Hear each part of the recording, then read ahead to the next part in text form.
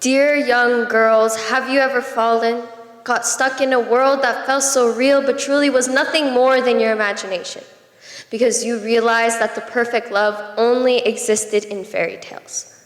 But the real question is, are we so wrong for feeling this way? Because the only love we've ever known was made for the ones who are too good for this world.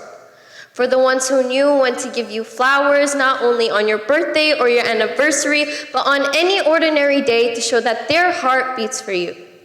We shouldn't want someone to only notice our love, but rather expect them to reciprocate it. Because why would you give your devotion to people who didn't choose you? People who took your passion for granted and ruined what it meant for you to be happy.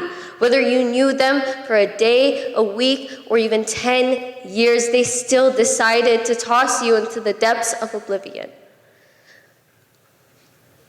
But it teaches you a lesson, doesn't it? Because now you know that their hearts were remorseless enough to slice yours to pieces. Pieces so minuscule they couldn't be put back together. Twisting your heart and flipping it upside down, making your insides ache from the hole you were so eager to mend. It makes you wonder what life would be like if perfect love did exist. Sitting on the sidelines, envying those who found that special someone, wishing you found yours too.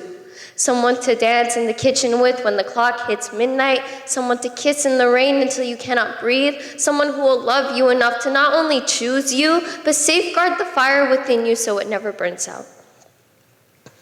But the real truth is, it is so utterly hard to find love because if your features didn't tick the boxes on the list of beauty standards society has engraved in our minds, you are deemed unworthy.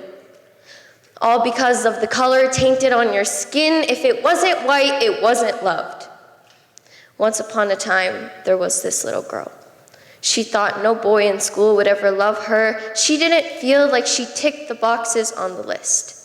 But how can one blame her? Because all she ever saw on TV were their boys on their knees for the girls with pale skin, while every other type of girl was ignored, unseen, silenced.